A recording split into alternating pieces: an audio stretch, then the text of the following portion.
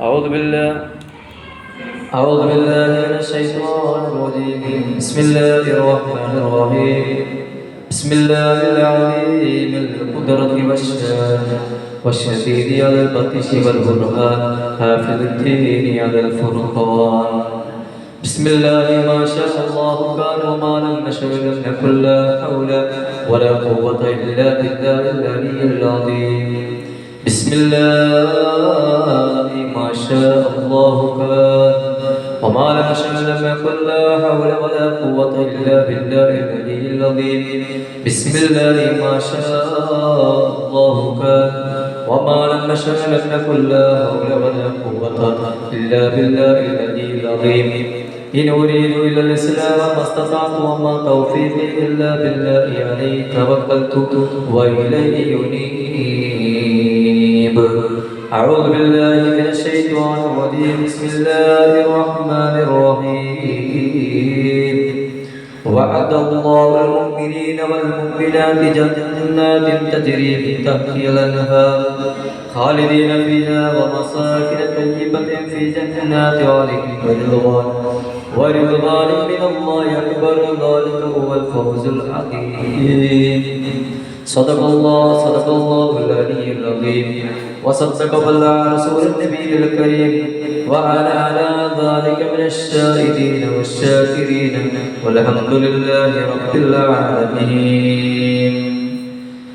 والنبي سعيد الخدري رضي الله تعالى عنه النبي صلى الله عليه وسلم قال إن الله عز وجل يقول لأهل الجنة يا أهل الجنة فيقولون لبيك يا ربنا وسعديك والخير في يدك فيقول هل رضيتم فيقولون وما لنا لا نرضى يا رب وقد أعطيتنا ما لم تغفر أبدا من خلقك فيقول ألا أعطيكم أفضل من ذلك فيقولون يا رب أي شيء أفضل من ذلك فيقول أهل عليكم برضواني فلا أسخط عليكم بعده أبدا.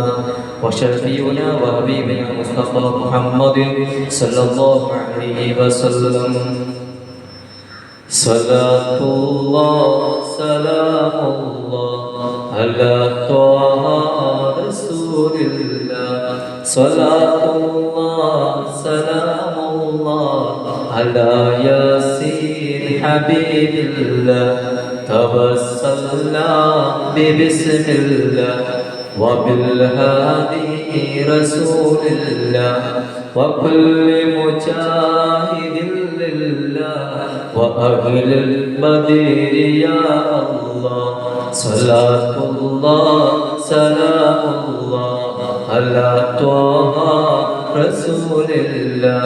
صلاة الله سلام الله على ياسين حبيب الله.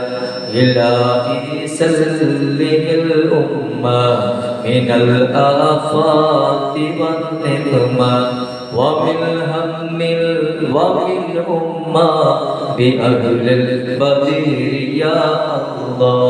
صلاة الله سلام الله على طه رسول الله. صلاة الله سلام الله على ياسين حبيب الله. أردت يا مولى الغربى أشيرا يا حبيبا أدمنكم تاب تابا يا رسول الله يا رسول الله. أردت يا مولى الغربى أشيرا يا حبيبا أدمنكم تاب تابا يا رسول الله يا رسول الله. തീർത്തപ്പോൾ ദൂതർ ചെന്നാൽ സവാലയുങ്കടന്നാൽ തീർത്തപ്പോൾ ദൂതർ ചെന്നാൽ സ്വഫദിൻ സബകാ സ്വഫദിൻ സബകാ. أولد يا مولى الأروبة أشرق يا ഹബീബ ഉദിവങ്കും താപ താപ യാ റസൂലല്ലാഹ് യാ റസൂലല്ലാഹ്. അല്ലാഹു നമ്മുടെ സദസ്സ് സ്വീകരിക്കുമാറാവട്ടെ. അല്ലാഹുവേ സാധുവായ ഞാനും എൻ്റെ പ്രിയപ്പെട്ട ഉമ്മമാരും കേടുന്നിയ സുന്ദരമതായി സ്വീകരിക്കണം അല്ലാഹ്. നാളെ സ്വർഗീയ ലോകത്തേക്ക് നീ ഒരുമിപ്പിക്കണേ റഹ്മാനെ. നാളെ ആഗ്രഹത്തിലേക്ക് മുതൽക്കൂട്ടാക്കി മാറ്റിത്തരണേ റഹ്മാനെ ഇൻഷാ അല്ലാഹ്. ഇന്ന് നമ്മുടെ വിഷയങ്ങൾക്ക് മനസ്സിലാക്കുന്നു മഹാന്മാരായ അസ്ഹാബുൽ ബദർ റളിയല്ലാഹു അൻഹും ചിന്തായി. മഹാന്മാരായ അസ്ഹാബുൽ ബദറിനെ കുറിച്ച് പറയുമ്പോൾ ധാരാളം പറയാനുണ്ട്. ദിവസങ്ങളോളം അവരുടെ മഹത്വം പറഞ്ഞു കഴിഞ്ഞാൽ തീരില്ല. അത്രക്കുണ്ട് മഹാന്മാരായ അസ്ഹാബുൽ ബദറിന്റെ ചരിത്രം. കാരണം ലോകത്ത് അവരെ കുറിച്ച് പുകഴ്ത്തി പറഞ്ഞത് തന്നെ ആരാണ്? ഹബീബായ റസൂലുള്ളാഹി സ്വല്ലല്ലാഹു അലൈഹി വസല്ലം തങ്ങളാണ്.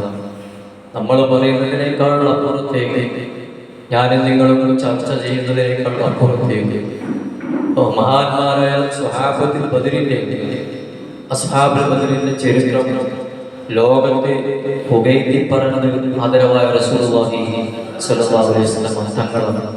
അതിനേക്കാൾ വലിയൊരു മഹത്വം എനിക്ക് അറിയാനില്ല. അതിൻ്റെ മേലെ ഒരു മഹത്വം കയറാനില്ല. അതിനേക്കാൾ വലിയ മഹത്വം വേറെ ലഭിക്കാനുമില്ല എന്നതാണ് യാഥാർത്ഥ്യം. നമുക്കറിയാം, ഒരുപാട് യുദ്ധങ്ങൾ ലോകത്ത് കഴിഞ്ഞു പോയിട്ടുണ്ട്. ഒന്നാം ലോക മഹായുദ്ധവും രണ്ടാം ലോക മഹായുദ്ധവും കുരിശുദ്ധവും അതുപോലെ ലോകത്ത് ചരിത്രത്തിൽ ഇടം പിടിച്ച ഒരുപാട് യുദ്ധങ്ങൾ കഴിഞ്ഞു പോയിട്ടുണ്ടെങ്കിലും ആ യുദ്ധത്തിലേക്ക് പിന്നാമ്പുറം ഒന്ന് പരിശോധിച്ച് നോക്കിയാൽ നമുക്ക് മനസ്സിലാക്കാൻ ഒരുപാട് കാര്യം സാധിക്കും. ആ യുദ്ധങ്ങളുടെ പിന്നിൽ പരിശോധിച്ച് നോക്കിയാൽ നമുക്ക് മനസ്സിലാക്കാൻ സാധിക്കുന്ന ഒരു കാര്യമുണ്ട്. എല്ലാ യുദ്ധങ്ങളും ലോകത്തോട് പറഞ്ഞിരിക്കുന്ന കഥ നാശത്തിന്റെ കഥയാണ്, കെടുതിയുടെ കഥയാണ്, വിനാശത്തിന്റെ കഥയാണ്. പക്ഷേ ഇസ്ലാമിലെ യുദ്ധങ്ങൾ, ലോകമഹായുദ്ധങ്ങളിൽ പലതും വെട്ടിപ്പെടുകയാണെങ്കിൽ നമ്മുടെ വിശ്വാസപരമായിട്ട് ഏറ്റവും മുൻപന്തിയിൽ കിടക്കുന്ന ഒരു യുദ്ധം എന്ന് പറഞ്ഞു കഴിഞ്ഞാൽ അത് മഹാന്മാരായ അസ്ഹാബുൽ ബദർ അവരുടെ ജീവിതവും അവരുടെ രക്തവും മജ്ജയും മാംസവും ഒക്കെ അല്ലാഹുവിന്റെ മാർഗ്ഗത്തിൽ ബലി കൊടുത്ത വിശിഷ്ടമായ ബദർ യുദ്ധമാണ് എന്നതിൽ യാതൊരു സംശയമില്ല.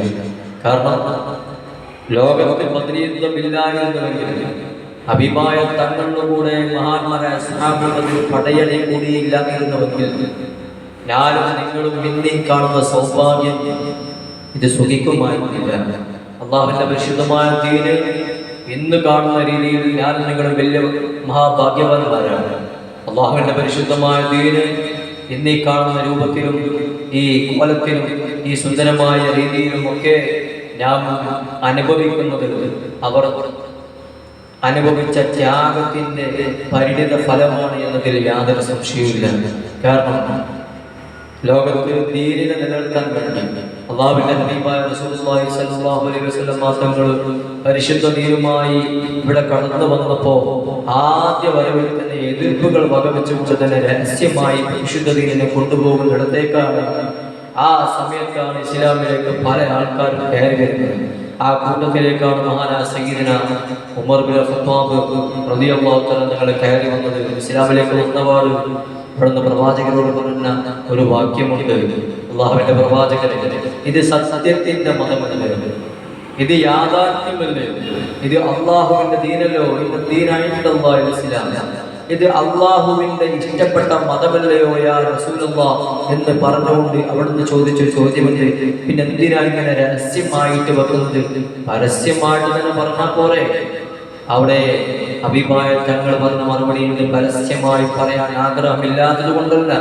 കുറെ കാണുന്നില്ല എതിർപ്പുകൾ, അബൂജഹലിനെ പോലെയുള്ള, ഖുത്ബത്തിനെ പോലെയുള്ള, ഷൈബത്തിനെ പോലെയുള്ള, ഉമയ്യത്തിനെ പോലെയുള്ള ഭീകരന്മാരായ കിങ്കരന്മാരായ ശത്രുപ്രമാണിമാർ ചെയ്യുന്ന രംഗം താങ്കൾ കാണുന്നില്ലയോ എന്ന് ഹബീബായ തങ്ങൾ ചോദിച്ചപ്പോഴാണ് ഉമർ തങ്ങൾ പറഞ്ഞത്, പിന്നെ ഞാൻ എൻ്റെ കൂടെ നബിയെ സ്വല്ലല്ലാഹു അലൈഹി വസല്ലം. അങ്ങനെയാണ് ആദ്യമായിട്ട് മക്കയിലേക്കൊരു യാത്ര, നമ്മൾ ധർമ്മ നടന്നു പറയും, അതുപോലെ മക്കയുടെ കാബയെ ലക്ഷ്യം വെച്ചുകൊണ്ട് ഒരു ധർമ്മ നടത്തുകയാണ് ഹബീബായ റസൂലുള്ളാഹി സ്വല്ലല്ലാഹു അലൈഹി വസല്ലം. മുമ്പിൽ നിൽക്കുന്നത് ആരാണ്? ഒരാൾക്ക് തടയാൻ പോലും പറ്റാത്ത അബൂജഹൽ നോക്കി നിന്നുപോയി എന്നല്ലാതെ തടയാൻ പോലും പറ്റാത്ത രീതിയിൽ മുമ്പിൽ കൊടിപിടിച്ച് കിടക്കുകയാണ് മഹാനായ സയ്യിദന അബൂബക്കർ സിദ്ദീഖ്, സയ്യിദന ഉമർ ഇബ്നുൽ ഖത്താബ്, സയ്യിദന അലി റളിയല്ലാഹു തആല, മഹാനായ ഹംസത്തുൽ ഖർറാർ. ഇങ്ങനെയുള്ള പ്രഗത്ഭരായ ധീരന്മാരായ സ്വഹാബത്ത് മുമ്പിൽ നിൽക്കുന്ന കണ്ടപ്പോൾ അബൂജഹലും പടയാളികളും ഒരു ഭാഗത്ത് ഉറപ്പായി. അവർക്ക് തീരുമാനമായി. അവർ തീരുമാനിച്ചു, ഇനി ഇവരെ എതിർത്ത് നിൽക്കുക എന്ന് പറയുന്നത് വലിയ വെല്ലുവിളിയാണ്. കാരണം മുഹമ്മദിന്റെ കൂടെയുള്ളത് സല്ലല്ലാഹു അലൈഹി വസല്ലം. ഞങ്ങളുടെ കൂടെ ഇതുവരെ ധീരമായി നിന്ന, നമുക്ക് ധൈര്യമായി നിന്ന ഉമർ മുഹമ്മദിന്റെ കൂടെയുണ്ട് എന്ന് അബ്ദുല്ലാഹ് ഇബ്നു ഹിശാം എന്ന് പറയുന്ന അബൂജഹൽ മനസ്സിലാക്കിയെടുത്താണ് പിന്നെ അവർ പരസ്യമായ ഒരു വെല്ലുവിളിയാണ്. അതാണ് ബദറിലേക്ക് എത്തിപ്പെടാൻ കാരണം. അബൂ സുഫിയാന്റെ സംഘവും അബൂ സുഫിയാന്റെ ഹർബിന്റെ സംഘവും യാത്ര പോകുന്ന ഒരു സംഗതി പറഞ്ഞായിരുന്നു. ആ യാത്രയിലുടനീളം നമ്രത്ത് എന്ന് പറയുന്ന മനുഷ്യൻ വിളിച്ചു പറയുന്നത്, ഒരു മലയുടെ മുകളിൽ വെച്ചുകൊണ്ട് വിളിച്ചു പറയുന്നത്, മുഹമ്മദും സംഘവും നിങ്ങളെ ആക്രമിക്കാൻ വരികയാണ് എന്ന് നമ്രത്ത് വിളിച്ചു പറയുന്ന ഒരു സമയമുണ്ട്. സത്യത്തിൽ ആക്രമിക്കാൻ വേണ്ടി പോയതല്ല. റസൂലുള്ളാഹി സ്വല്ലല്ലാഹു അലൈഹി വസല്ലം തങ്ങളുടെ സംഘം അവരുടെ യാത്ര ആവശ്യത്തിന് വേണ്ടി മറുഭാഗത്ത് പുറപ്പെടുകയാണ്. അപ്പോൾ നമ്രത്ത് വിളിച്ചു പറഞ്ഞു, ആക്രമിക്കാൻ മുഹമ്മദും സംഘവും വരുന്നുണ്ട് എന്ന് വിളിച്ചു പറഞ്ഞപ്പോ ഒരു കള്ളം പറഞ്ഞതാണ് നമ്രത്ത്. കള്ളം പറഞ്ഞതാണ്. മൊയ്‌കുട്ടി വൈദ്യര് തന്റെ ബദർ ഖിസ്സയിൽ അത് വളരെ വ്യക്തമായി പറയുന്ന കാണാമുള്ള ഇടയിൽ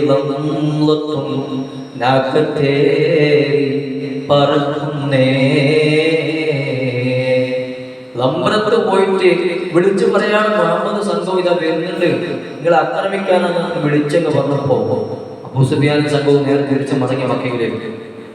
അബൂജഹൽ അവിടെ തീരുമാനമെടുത്തു. അവർ പ്രമാണിമാരൊക്കെ ഒരുമിച്ച് കൂടിയിട്ട് പറഞ്ഞു, ഇങ്ങനെ വിട്ടാൽ ശരിയാവില്ല.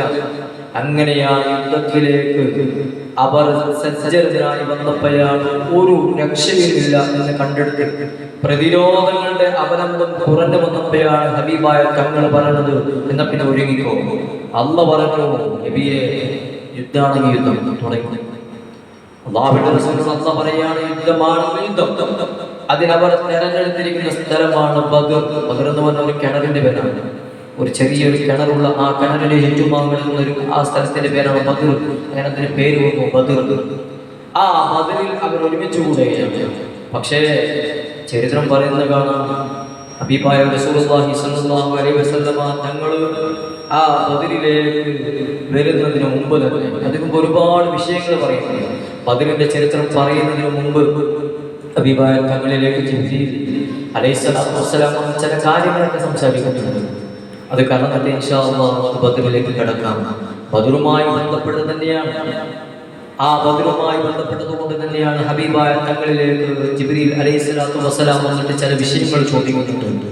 ആ വിഷയങ്ങളിലൂടെയാണ് പിന്നീട് അത് മാനസികമായി പരിവർത്തിപ്പിക്കാൻ വേണ്ടിയാണ്, മാനസികമായി ശാരീരികമായി ഒന്ന് ഉത്തേജിപ്പിക്കാൻ, ഒരു ശക്തി പകരാൻ വേണ്ടിയാണ് ആദ്യത്തെ ചില നീക്കങ്ങൾ ഉണ്ടാകുന്നത്. മഹാന്മാരായ സ്വഹാബുൽ ബദറിനെ, മഹാന്മാരായ സ്വഹാബത്തിനെ, അവർ അസ്ഹാബുൽ ബദർ ആയിട്ടില്ല, അതിന് മുമ്പ് മഹാന്മാരായ സ്വഹാബത്തിനെ ഒന്ന് ശക്തിപ്പെടുത്തുവാൻ വേണ്ടിയാണ് ഹബീബായ തങ്ങൾ ഒരു മോട്ടിവേറ്റ്. അതിനു മുമ്പ് ജിബ്രീൽ അലൈഹിസ്സലാത്തു വസ്സലാം നബി സല്ലല്ലാഹു അലൈഹി വസല്ലം തങ്ങളുടെ മുമ്പിലേക്ക് വന്ന് ചോദിക്കുന്ന ചില ചോദ്യങ്ങളുണ്ട്. അതിന് ഹബീബായ തങ്ങൾ ചില മറുപടി പറയുന്നത്. അത് ആയിഷ റളിയല്ലാഹു അൻഹ റിപ്പോർട്ട് ചെയ്യുന്ന കാണാം.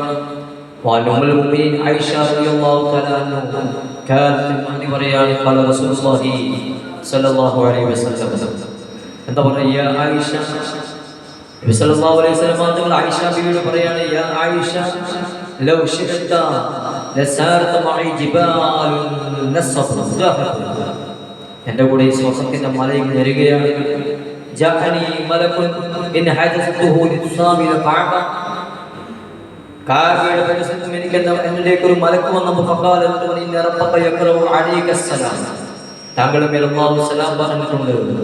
അപ്പോൾ താങ്കൾ പറയാ, നിശ്ചയിച്ച നബിയെ ആ സലാം പറഞ്ഞിട്ടുണ്ട് താങ്കളോട്. ബദർ യുദ്ധം നടക്കുന്നതിന് മുമ്പ് ഹബീബായ തങ്ങളിലേക്ക് ജിബ്രീൽ അലൈഹിസ്സലാത്തു വസ്സലാം വന്നിട്ട് ചില വിഷയങ്ങൾ പറയാ. ആ കൂട്ടത്തിൽ പറയാണ്, ഇന്ന റബ്ബക യഖറഉ അലൈക സലാം, നബിയെ താങ്കൾക്ക് മുമ്പിൽ അല്ലാഹു തആല സലാം പറഞ്ഞിട്ടുണ്ട് എന്നെന്താകുന്നുണ്ട് അവിടുന്ന് പറയുന്നുണ്ട്. അപ്പോൾ നബി സല്ലല്ലാഹു അലൈഹി വസല്ലം തങ്ങളോട് ചോദിച്ച ഒരു ചോദ്യമുണ്ട്. എന്താ ചോദിച്ചത്? ഇൻ ശിഅ്ത നബിയ്യൻ അബ്ദ ഔ ഇൻ ശിഅ്ത നബിയ്യൻ മലക. നബിയെ താങ്കൾക്ക് എങ്ങനെയാണ് അറിയപ്പെടുന്നത്? അള്ളാഹുവിന്റെ അടിമയായ നബിയായിട്ടാണോ അല്ലെങ്കിൽ ഒരു രാജാവായിട്ടുള്ള നബിയായിട്ടാണോ താങ്കൾക്ക് അറിയപ്പെടേണ്ടത്? കാല ഫനദറതു ഇലാ ജിബ്രീൽ. തങ്ങൾ ജിബ്രീൽ അലൈഹിസ്സലാത്തു വസ്സലാമിലേക്ക് നോക്കി. കാല എന്നിട്ട് പറയാണ് ഫഅശാറ ഇലാ ഇല്ലാഹ നഫ്സക ഫഖുൽതു നബിയ്യൻ അബ്ദ. അല്ലാഹുവിന്റെ റസൂൽ സല്ലല്ലാഹു അലൈഹി വസല്ലം തങ്ങൾ പറയാണ്, എനിക്ക് അടിമയായ നബിയായാൽ മതി, ആ വിഷയത്തിലേക്ക് വരാം.